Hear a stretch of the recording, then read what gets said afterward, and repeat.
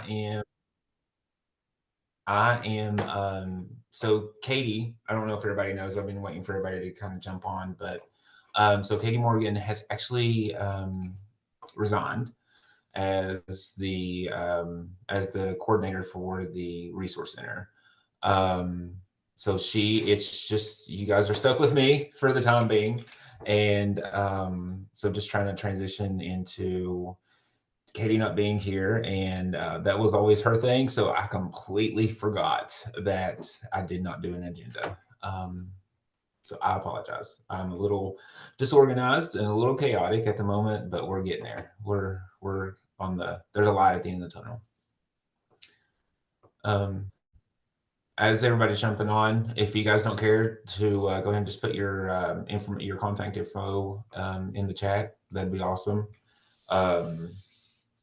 Today we don't have a presenter for today. What I wanted to do is to get us all together as the council and as the reentry council and just kind of go over like what we're doing to make sure that we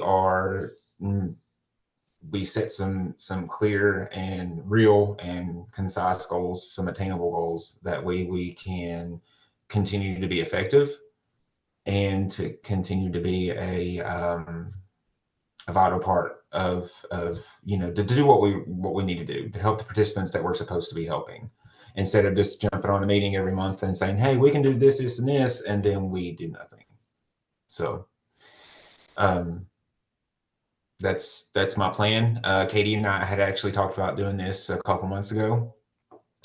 It just never came to fruition before she resigned. So Will, do you know the history? I can give a little background on the reentry councils if you want, and what they. Yeah. So I'm Krisha. I'm with the Reach Initiative. Reentry councils are different all across the country. I live in Kentucky, and so reentry is a part of the state system. There is state funding for it. It is built into all the jails and the prisons. I mean, what a concept, So so it's a little different over here in Kentucky. I've been a part of councils here since about 2013. And then Bev Sharp has been my mentor for a long, long time, and we worked together at the Community and Technical College. And so when she started the Reach Initiative, she kind of said, "Hey, there's a place for you. I would like to have you on my team." So she started, with the reentry councils were part of the West Virginia Council of Churches, and there were just a few. And so as she has grown the Reach Initiative, there are now 21 councils across the state. And you guys are the touch points and the resources for people coming out of incarceration. That there are so many there are, I think, just recently 808 collateral consequences to someone coming out of jails and prisons. Tomorrow, Wednesday, House Bill 5655 goes to the Senate. So that will ensure that people coming out of incarceration leave with a form of picture ID. So let's hope that goes through so that people actually have an ID to prove their identity. That's what you guys are here for, to have meetings and share resources.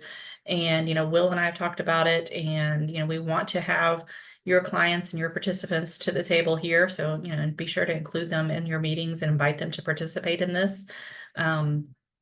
And then, Will, I want to thank you for taking some time to mentor some of the new reentry councils. That we all kind of have the same vision, but we don't know how to get there. So thank you for stepping in and taking some time to be that mentor for those new councils. I appreciate that. So it's all absolutely. Oh, thanks. Absolutely, Krisha. And thank you for giving us the background there. And just thank you for being here today, because I didn't think that I was actually going to make it on time because I had a 9:00 meeting out of the office. So it's been, I'm just rushing.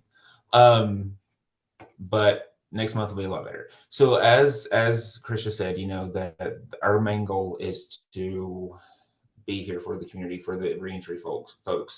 Now, reentry to me, my definition is reentry from jail, prison, whatever the case may be, but also from rehab or from any time that they've spent some time away from home. We here at the Resource Center have reentry bus passes, of course. So anybody can come and get one that's reentry, that whether that be coming out of jail, prison, coming out of rehab, just like prolonged and just is continued on as many times as they need to. They can come in and grab one. Um, so just I don't even remember where I was going with that, but I mean, just that's something that we always want to do is to make sure that those resources are available. Um, does with that being said, I am looking here to see who all was on. What are some things that what's everyone's like vision? Like, what is, whenever you think of reentry, what is reentry to you? Is it something else? Is it the same? Like, what is it that you guys think reentry is? And what is the first thing that you feel that we should be doing? The first resource that somebody should be connected to, I guess you could say.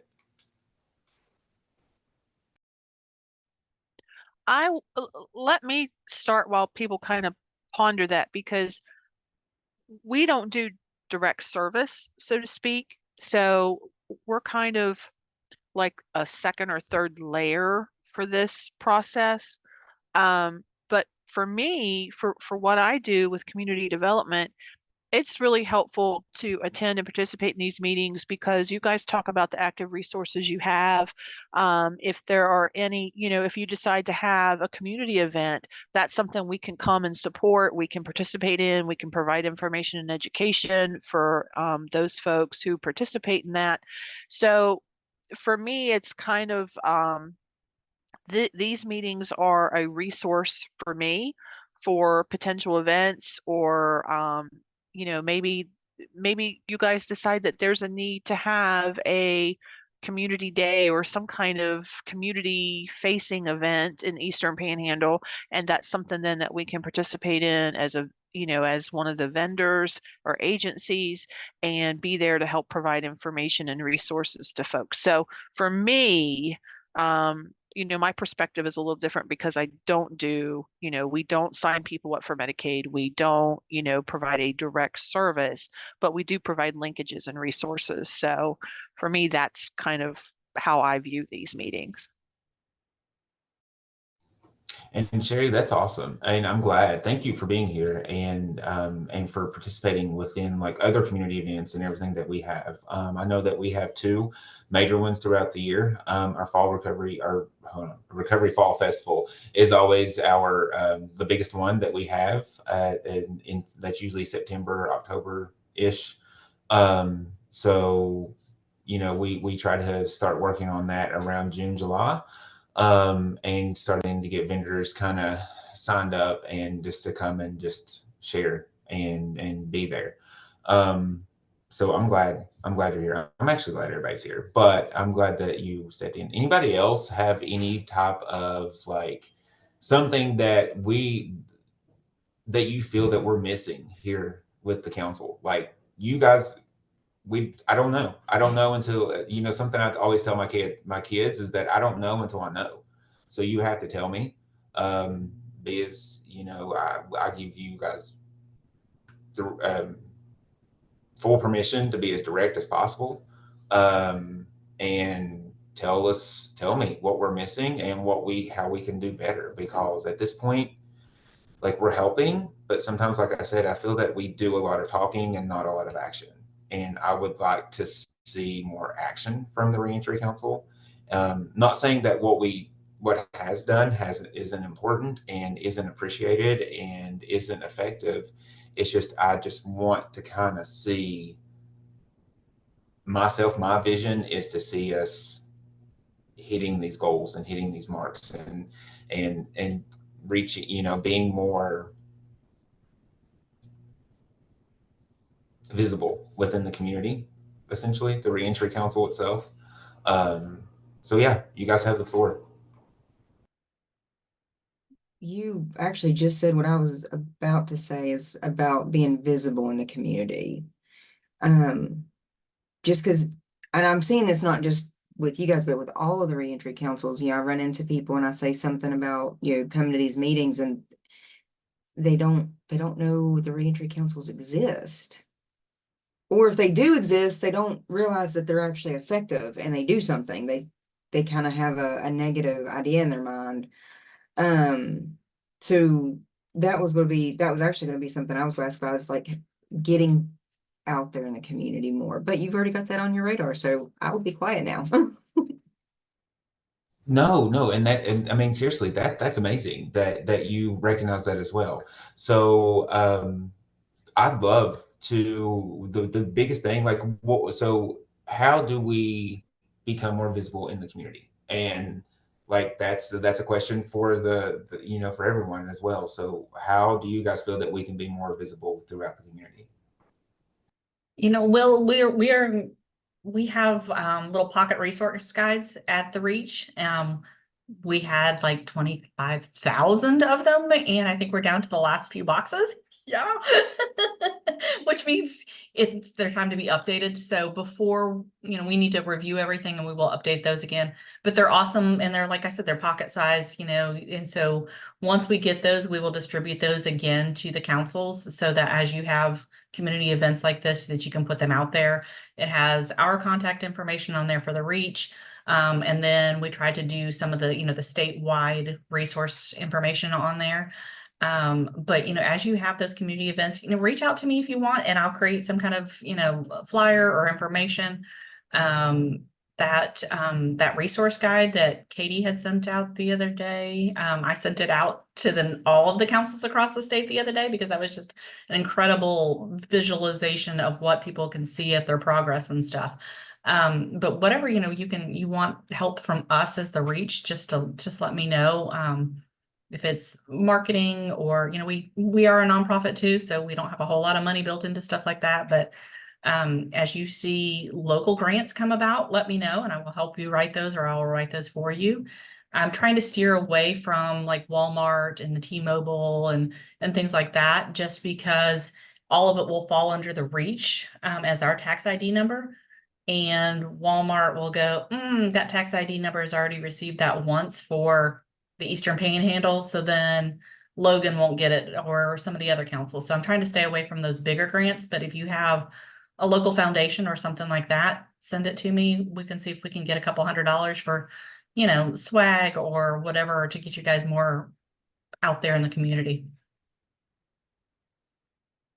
Awesome. Thank you, Krisha. Yeah, I definitely would like to, anytime that you get anything like that, just assume that I'm already asking for it. So go ahead and send some my way. That's perfect. I have a question. Yeah, go ahead. Sorry, Krisha, Yeah.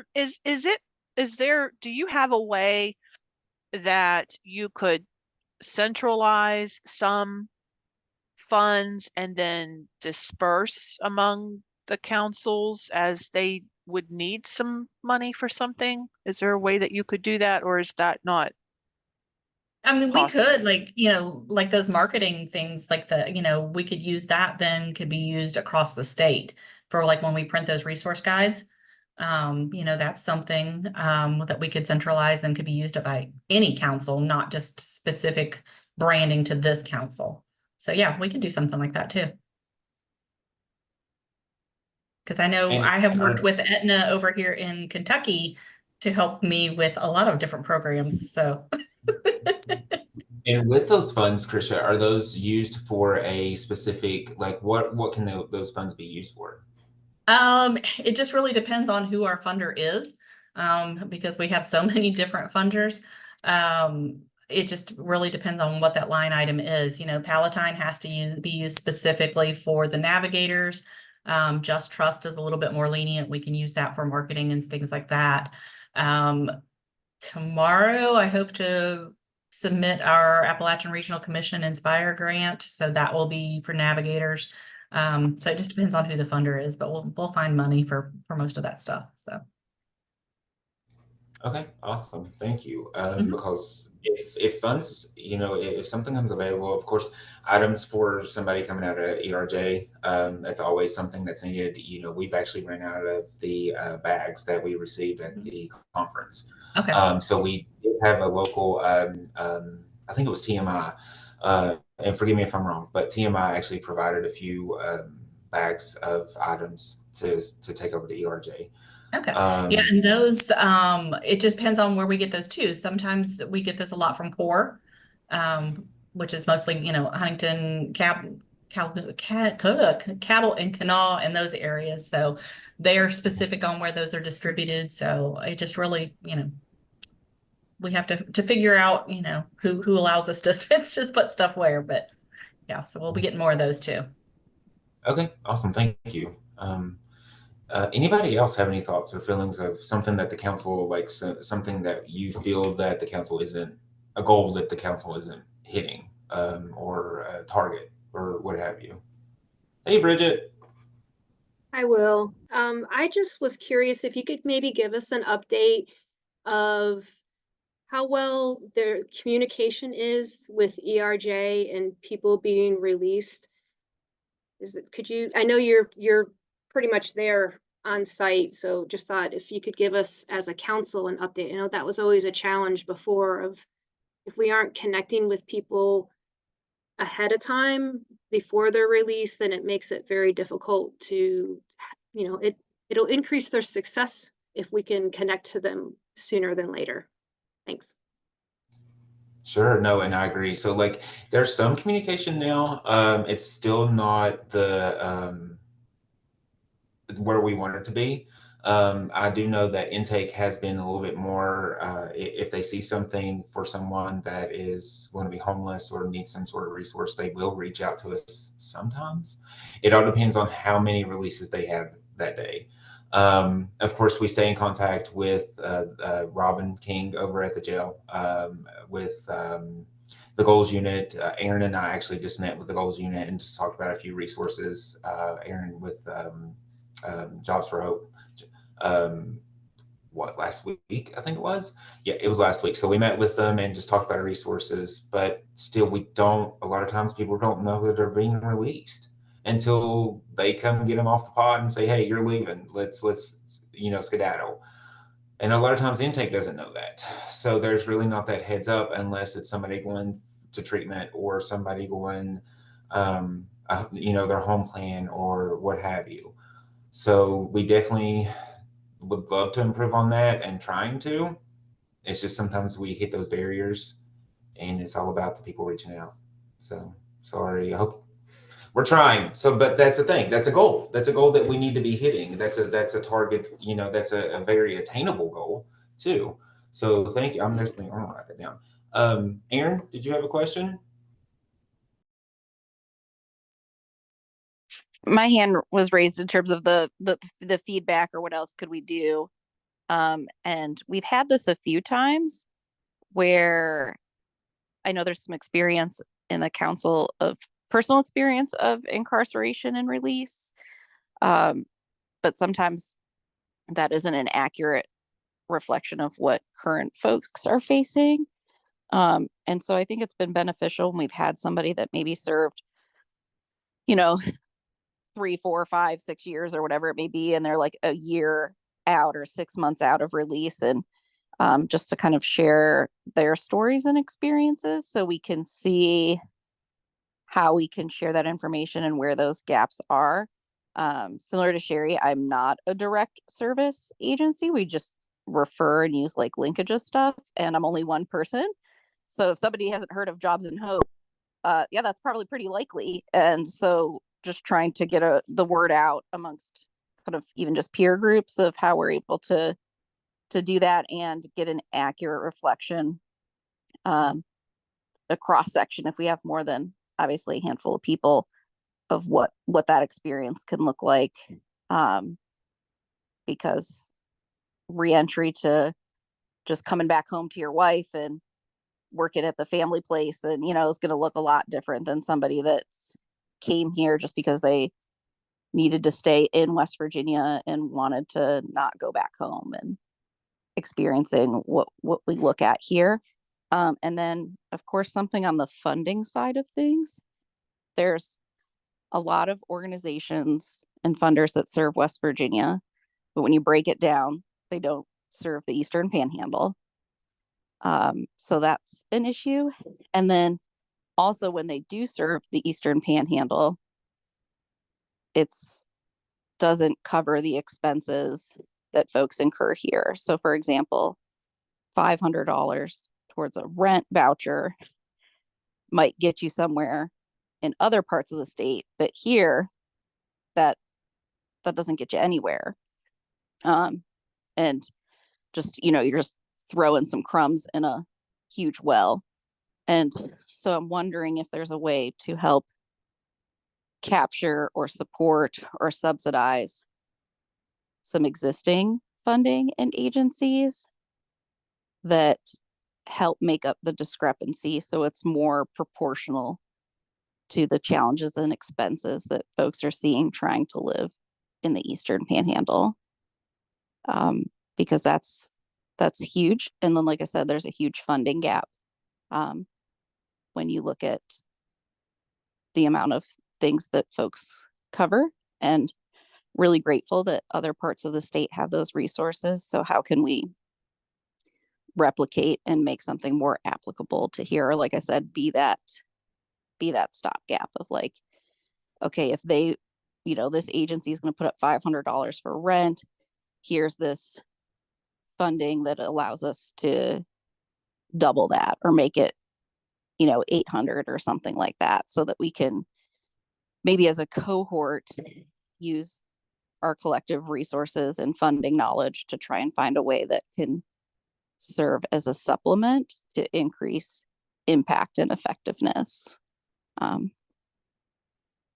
Yeah. No, and I agree, and and I think it's not reinventing the wheel. I get that, and reaching out to what is available out there. A lot of times we don't know what's available until we know, and I know I always say that, but that's always like my go-to like just answer for a lot of things was I don't know. Um, I'm still, still getting, I've been doing this for 2 years and just starting to realize, different agencies and getting to know, build a better rapport with different agencies through the Reentry Council and through harm reduction and through this and through that. And that's amazing. But one thing with funding, with grant funding and especially federal funding, this part of the state, from what I'm seeing and from my just personal, just in this brain, this part of the state, of course, is more income is we're not poor up here, guys. Apparently, nobody in the Eastern Panhandle is poor. There's no homeless, there's none this, no that. So like maybe having something to more accurately capture that data. And that could be getting numbers from you guys and compiling those of individuals who are that are homeless, or individuals who are without a vehicle and using public transportation, and they don't have the funds available for that. I mean, just so that would be, how many bus passes have you given out, or how many, this, it's simple. It's those simple numbers that we don't report out we don't report out. We just kind of do and just go on about our day, and it kind of just hangs us at the end. Bridget, hold on one second. So Ashley, not that I'm aware of, I have not ever, I've doing this, like I said, a little over 2 years, and I have never seen ERJ hold a resource fair. So I don't know. That's something that we could definitely talk to him about. I think that would be something that Robin would probably be interested in doing, as well as, others there that have a passion for this. Yeah, Hey, Bridget, if you have the floor. Can you hear me? What is it, Ashley? If that's the easiest way to get that information shared inside institutions, is to get in for resource fairs. And if we could get all kinds of different, all of you that provide resources to go in and hand out information and give them give them 2 and 3 packets of all the information so that they can share with the people that don't come to the resource fair. Because usually they'll open up resource fairs to someone who's in programming or whatever it may be. but they could always go back and provide it to their cellmate as well, and just or keep that somewhere, on the pod so that it's information that is easily accessible. And then the reach, just letting them know that we exist, that this whole council exists, will be huge. And really, I mean, the only way messages get around inside the institutions is by word of mouth. And a lot of the times it's not always truthful stuff.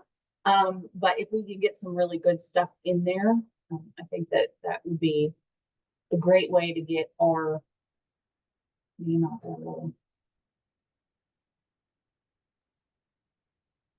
No, and I agree, and that's definitely something, because we do have a few like resource fairs around the community. There's the Love in Our Community that happened a couple weeks ago at here in Martinsburg, and then they're going to have another one, or they just had another one coming up out in Charlestown. The sheriff's department will be doing something similar to where local agencies can come together and just share resources. It's actually a really fun event. It's a Saturday for a couple hours. And then we also have, so I mean, maybe that's something that we can try to do, is maybe as a resource, I mean, not as a resource, I'm sorry, as a reentry council, getting that information out there, coming together, having everybody bring information over to the table and just being like, hey, here's what we got. What do you need? What do you want from us? Because sometimes I personally feel that sometimes we're missing the mark, guys. I really do. Well, and I think community resource fairs are fantastic.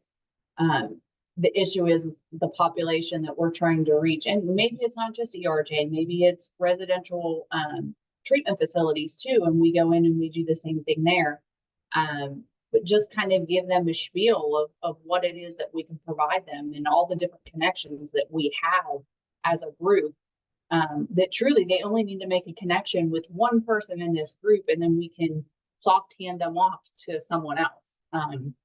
So I just think if we can get them before they step foot outside the door, we'll make a bigger impact for sure. Absolutely. Hey, I'm sorry, Aaron, hold on. Bridget had her hand up, and then we skipped over her. Hey, Bridget, did you want to add something, or did you have a question? Just a couple of things. I've been trying to take notes just to condense my thoughts. ERJ staffing, what is that like at this point? Because I know that was the biggest challenge, COVID era, whatever season, is that there just was such a shortage of staff within ERJ that it made it very difficult for anyone as a volunteer to be able to enter into the facility. Where are we at with that? So I was there yesterday. The National Guard does still have a presence there. It doesn't seem to be the as great as it was before. So, and there seems to be new staff there, but there's also been lots of turnover within the last few months that I've seen just by being there and being present. I can definitely check in on that though. I'm making notes of things I need to do and people I need to reach out to. So that's definitely something I can ask. Yeah, because my thought is if National Guard is still in effect, it's going to be very difficult. I mean, we can ask. We can always do the big ask of being able to enter into the ERJ, but if National Guard is still present, perhaps a workaround until we are able to access the ERJ is somehow connecting family support services. Like, if they have family that are outside the ERJ, but they have someone it doesn't even have to be ERJ, just someone who has an incarcerated individual that they love and they want to support. If it's even providing information to the lawyers that might be involved to provide, the reentry council information to them, just so then, like you saying, if it's just one connection, it will help to bring those individuals into our radar and that they'll know of us. So just another thought. The other thing I kind of to backtrack as far as getting data, because it sounds like that it would be very helpful, would be, RRC would have, would be able to give us some insight 211. I don't know if maybe reaching out and seeing if they would be available to participate in our meetings. But the other thing would be is within the ERJ, we have an adult education instructor. It used to be Russ Forrest, who I had a pretty good communication connection with.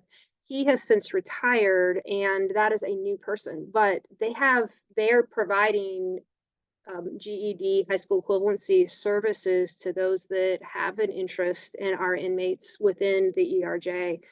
That might be a way, like if you need to, you know, share information, it's not going to impact everyone. But again, what Ashley was saying is provide the resources and encourage them to take the information back to themselves so that so that they can share amongst themselves just to make that connection before they're released.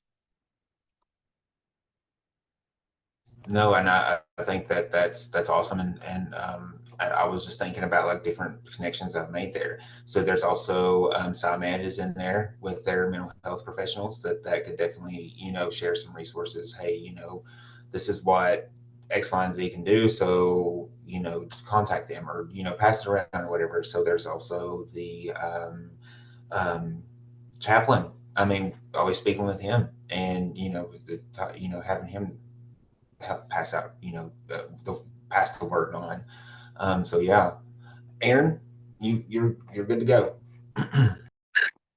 So Ben Holdman is the new teacher at ERJ, and have had the opportunity to go in and present to his classes. For folks that don't know, Jobs and Hope is funded under Schools of Diversion and Transition, which is all of the juvenile and adult facility educators. So that's a pretty easy connection for us and access to have. And our next meeting, if it all gets squared away, is actually bringing somebody in from Blue Ridge with me because they have some specific funding for short-term workforce development trainings to, and one of the qualifications is coming from incarceration. So he'll be able to go in and talk to those students about some programs that are available to them. So we're looking forward to that.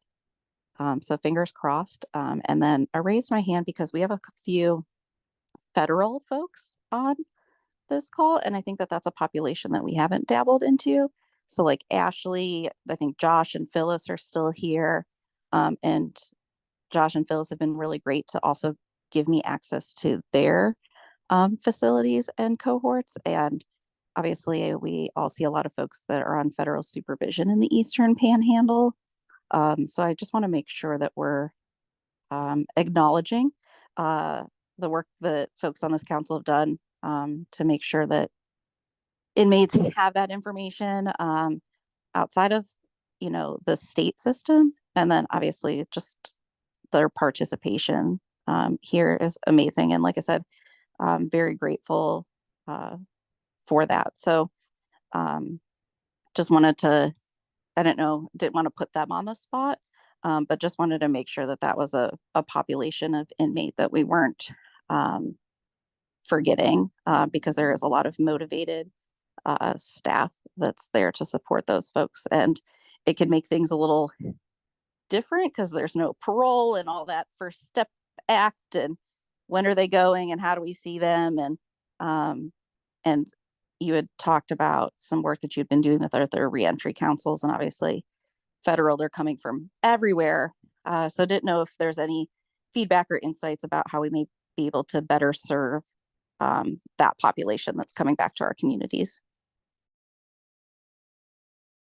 Absolutely, and definitely thank you guys for the federal community, the federal inmates that I'm seeing recently with the influx of with that big sting operation they did recently has been.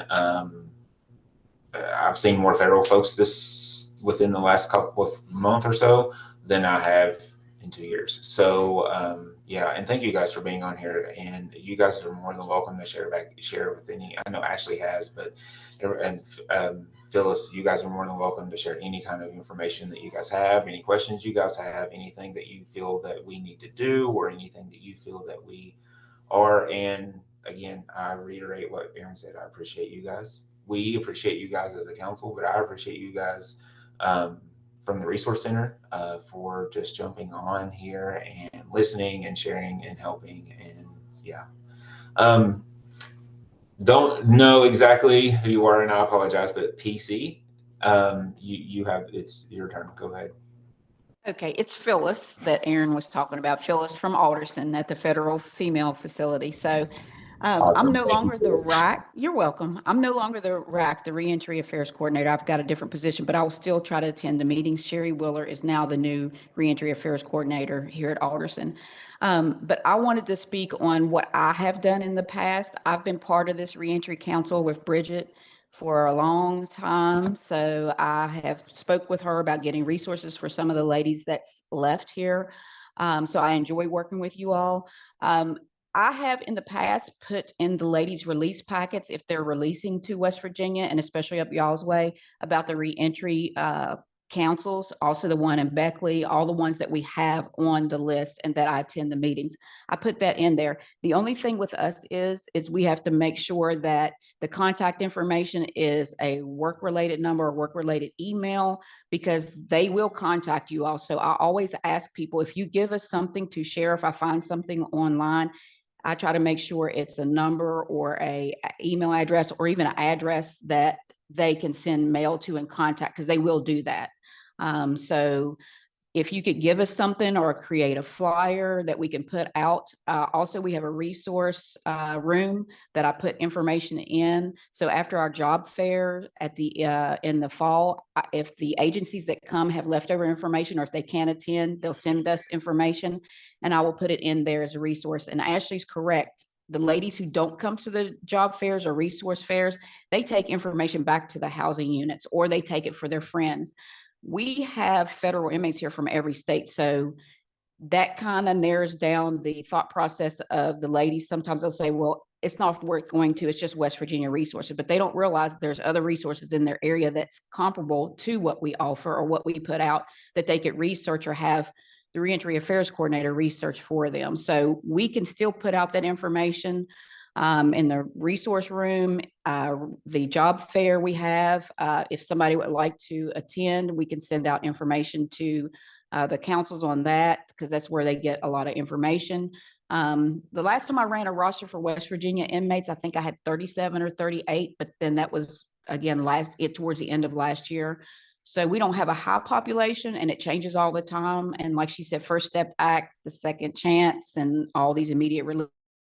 But we can get information out to the ladies who are releasing from West Virginia so that they know that you all are out there to assist them. And I try my best in the release packets to do so. But whatever we can do to assist you all, please let us know and we could do that. And I see Mr. Simmons put some feedback in the chat as well there. So we are happy to work with you all.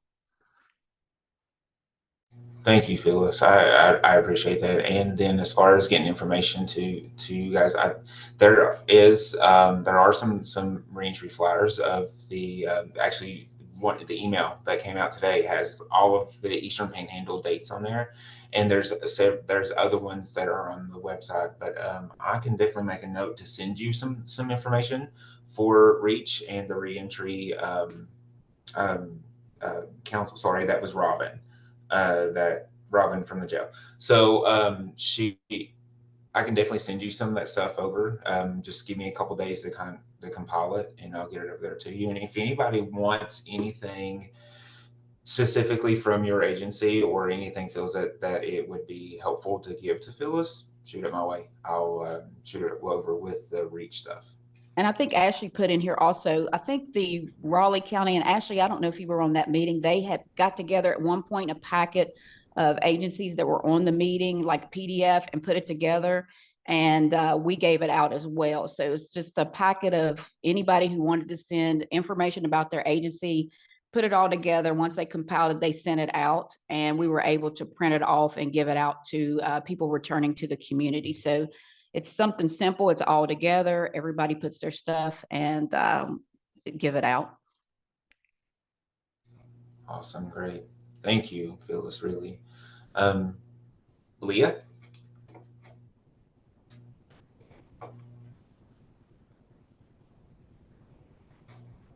Earlier, somebody said something about the funding, up in the Eastern Panhandle. Um, I'm all over the state with what I do with disability rights. Because I'm the CAP and the PABS advocate, for us. And living in Clay County, I see that there's big differences, like especially when you give rural counties lumped in the same districts or regions as more populated counties. And personally, that's what I see. Clay County is 9 times out of 10 lumped in with whatever district Kanawha County is in. Kanawha County is where Charleston is. So no funding comes here. So if you're being released from anything, whether it's a medical facility, a prison, a jail, it doesn't matter. If you're dumped into a county like Clay County that is a very impoverished, very rural county that's been lumped in with a more affluent populated county, you might as well be dumping that person into a black hole because there's no way out. We personally went through that about 7 years ago. I had a cousin that was in prison up in the Eastern Panhandle. He could not come home because there were no resources here.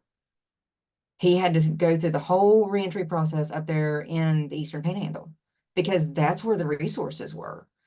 And he made it through and he's fine. And then he promptly moved out of West Virginia and he actually moved to Kentucky and he's doing great. But and I know Clay County is not unique in that. And I know there's counties up in the Eastern Panhandle. So I guess my question would be, and disability rights kind of has the same problem the reentry councils have. There's a lot of people that don't know we exist and the services that we offer don't exist. That's why my bosses have told me to focus my job on outreach. So I guess the question I've got is how, other than reentry, other than events for people to come to, how do we get our information out there? One of the things that I've been doing is I've been taking our pamphlets to the local health departments. People get sick, and if they don't have a lot of money, they usually go to a health department. And health departments had never heard of disability rights. And this is the health departments deal with more people that have disabilities than most family doctors that have very successful practices because of the money issue. But if you guys have any ideas other than just randomly dropping brochures in gas stations, however, I am not above doing that. Would be good. And I mean, I understand the funding issue, but I don't know how to fix that because those are decisions that are made beyond our control. So I'm No. going to jump in on a suggestion. So a lot of people don't know this, but the television stations and radio stations all have to play so many free ads, like community resource ads, that they have to play so many, let's say in a day, a 24-hour period or an hour or whatever it may be. And they cannot charge you for running that ad. So you may not get the best, peak time, but you can get a free radio ad out of it. And so that would be something worth reaching out to them to see about doing a PSA. And usually they will work with you too to get like the audio clip and kind of walk you through how to do the ad. But that's something that I never realized exists. And I don't know a lot of details about it, but I do know that it's a free thing that you can look into. I will absolutely do that. Thank you. Absolutely. No, thank you, Ashley. I never even thought about doing something like that because, we're stuck. And that's the purpose of like my brain. I get hyper fixated, hyper focused on certain things. And, it's only dropping pamphlets off. It's only sending out emails. It's only doing this because that's what we've always done. That's what we've always been taught to do, or it's been pounded in our head. So like, I want out of the box ideas. I want us all to kind of, and honestly, like it doesn't have to go through me. You guys are more than more than capable of doing your own thing and going rogue with it, please do. Please go rogue and tell everybody about reentry councils. Please go rogue and do it, because yeah, I'm only one person. So you guys, you know, and just come together and just tell us, hey, I had success with A, B, and C, and I'm just perfect. Let's just keep doing it then. That if it's working and it's being, you know, if it's successful and we're getting more people on and we're getting the resources to the people who need the resources, and we're continuing our work with others, keep doing it. That's amazing. Hey, Bridget, did you want to add something? Yeah, I was just gonna piggyback on the whole going rogue. If you set up a table for your agency, that's where I would also set up a little corner for reentry council. So the reentry council flyers would always sit on the table, whatever, if it was a job fair or reentry or resource fair, just to be able to, again, get the word out. And sometimes you meet the same client or population, or they know of someone who can benefit from that as well. The other thing I wanted to piggyback with Disability Rights of West Virginia is that I've been working directly with you all. Actually, now it'll be a second program with West Virginia Adult Education. And that might be a really good way just to put a plug in. I've been putting a plug in here locally, but you're all statewide. And within adult education, there are a lot of people who are coming in with documented disabilities, or they need their disabilities to be documented, and they need the advocacy that you all provide. And you all have like lawyers in your back pocket, which I don't. So like it's been a really great partnership. So I just wanted to put the plug in for DRWV of like, this is something that is legit. I've been working with, and this is where coming alongside, it's actually is where for one of our state agencies that's understaffed, Disability Rights was able to come alongside us to be able to make sure that the client received the services that they needed. And it's been huge. It's such a lengthy process for some of our larger state agencies, and to be able to have someone who specializes in advocating for those particular needs has been such a great blessing. So thank you. Well, thank you. We are a little bit everywhere. I mean, we have advocates that go into the prisons and jails just to talk to the inmates, and they actually advocate for the inmates to get medical care and things like that. But there is definitely, we need to get out there more. We need to, you know, it's just there's a lot of holes to be filled, and I don't know how to do it. And yeah, and see, that's definitely the going rate sometimes, is that we don't know how to reach out to that population just within our own agencies outside of the council, you know. One thing that I plan to do is whenever I go to a community meeting or whatever, where have you, I'm usually, hey, Will from Resource Center. I failed to mention what, you know, not co-chair, but chair of the reentry council for Eastern Panhandle, or, you know, this and that. So I mean, that's definitely something, is just getting it out there. It's just like Ashley and everybody else has said, just word of mouth. So yeah, I mean, I think we have some really fantastic ideas. I've got 2 pages of notes here, and I'm really thankful for you guys, the ones who have stuck through and just listened to our bantering and just listen to everything, and just, you know, put all your feedback in. And I'm going to compile, like I said, that resource packet, I guess you could say. I'm also going to sit down and like look through my notes and kind of compile a list of things, and probably be reaching out to some people individually.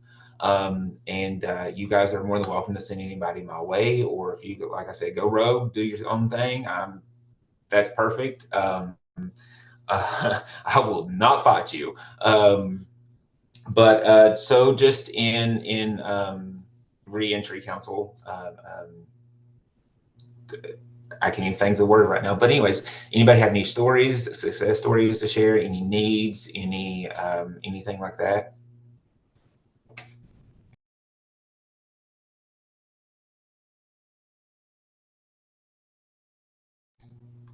Go ahead, Jen.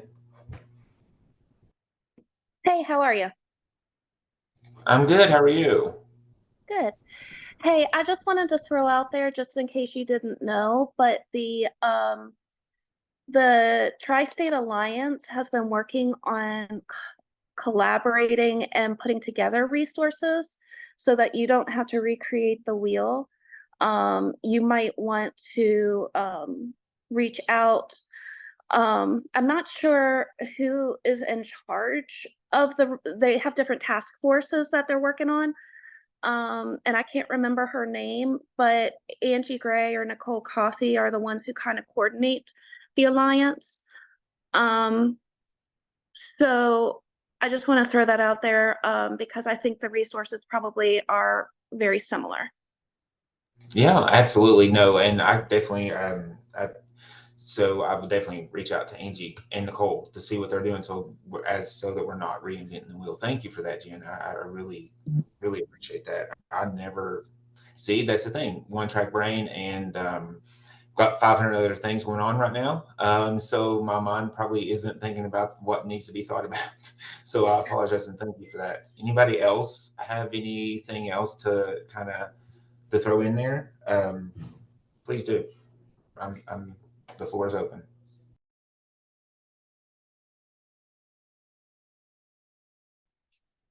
Thanks. Well, thank you for making this mini strategic planning happen. There's a lot going on, and I think you're right to try to get focused. I only get to drop in a couple times a year, but am happy to provide some perspective from the state level and public health. We're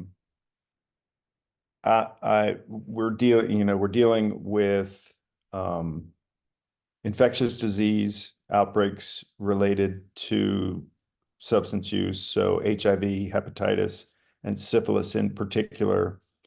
And reentry, I think, is one point where you could fill a great need by making sure, again, with that navigator model, with that peer navigator model, some basic community health worker training really could leverage that model to help us address those public health needs, to make sure everybody is getting screened, everybody knows there's treatment available, and that there are resources available for them for healthcare. So that strikes me as a major need.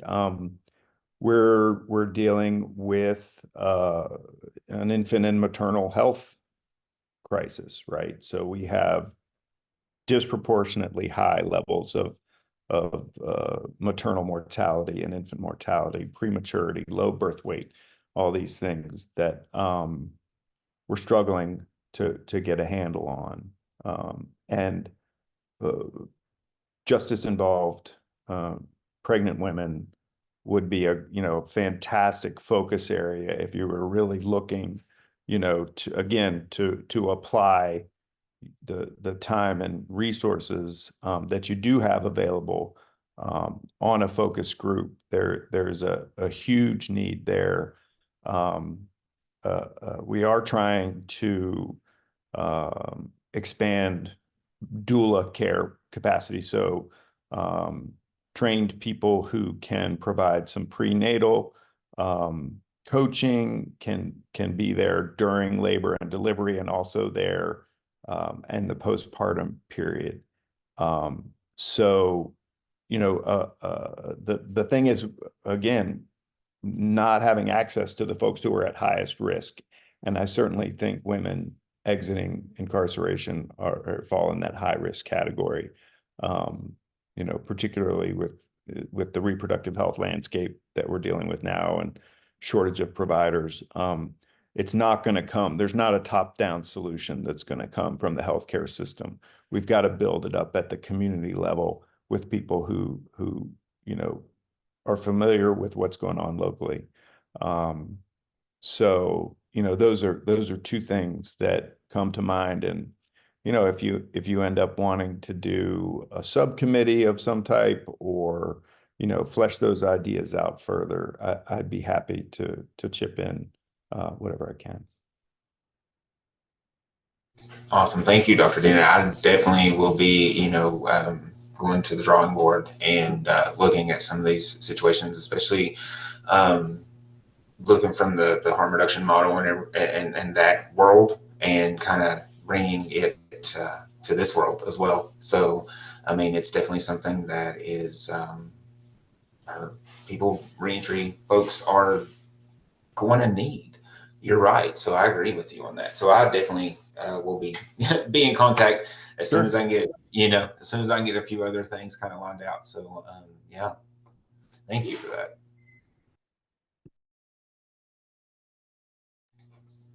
Anyone else have anything else that they want to share, or any needs they have, or anything else that anybody here can help with, or resources that we can connect you with?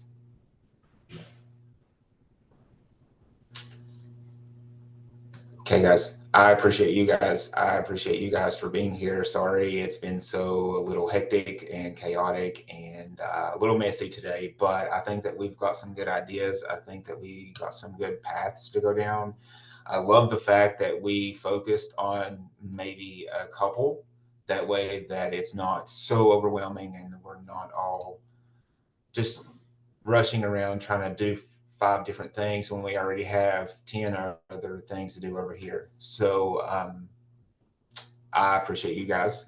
And next month we will be, it is going to be April the 2nd. So at 10 o'clock. So hopefully, I'll have somebody presenting, or, maybe just one of these needs that we've shared. Just have someone jump on and give us a few, some information, some numbers, and then we can work on solely that, maybe for the next couple months if need be. Next month is Second Chance Month. So if you have someone with lived experience that would love to share their story, please consider having them for your April speaker. I don't like that us and them, so we're all we. So share their story with us, and what can we do to make their lives better. And then for you, I will send you the chat notes after we're done, or do you want to save them, or I'll send them your host too, but if you'll send those, if you'll send those to me, that'd be awesome. That way I can post, there was stuff in the chat that I missed. And sorry guys if I did. I was just taking notes and everything. That's a good problem to have. And then I'll put it out on YouTube also. Everyone save this link that you used today is what we will use for all meetings for the rest of the year. So go ahead and save that one to your calendar. And I believe the National Reentry Week is April 21st through the 22nd. I think that's also in, if you look online, I believe it is in April as well. Beautiful. And I know it may have been mentioned before, but I didn't even know there was a Reentry Week, National Reentry Week. So that's something that I definitely want on my radar. So yeah, I appreciate you guys again. I know I've said that 10 times, but I really want you guys to know that. And we will go disperse, do what you got to do, have fun, and be safe.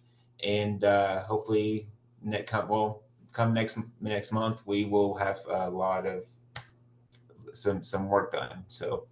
And some more information to share. So I definitely have a couple people in mind. If you guys have anybody in mind that you want to speak, if you have any certain individual that you've been working with, or someone that you work with, like coworker wise or whatever, shoot them our way. I have a couple people that here that I would love. I mean, we can have more than one speaker, guys. We really can, because everybody's experience is going to be different. So we definitely want to make sure that we're hitting all of those needs that they can identify. So yeah, you guys have a good week, have a good month, and we will see you in April.